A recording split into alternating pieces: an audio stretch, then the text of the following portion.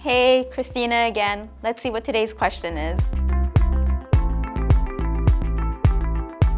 So there are actually several methods to prevent wrinkles on a hair system. The first would to make sure you have the correct measurements length and width wise, or get a custom made system so you actually have the correct contour of the head as well as the length and the width of the thinning area. Another method is if you're doing an application yourself at home, is when you have tape adhesive or liquid adhesive, what you do prior to application is you would use a blow dryer and literally put a little bit of heat towards where the perimeter of the tape and liquid is, just to kind of melt the adhesive down and soften it up before application. And it would give yourself a smoother application on your scalp without excess wrinkles and ripples.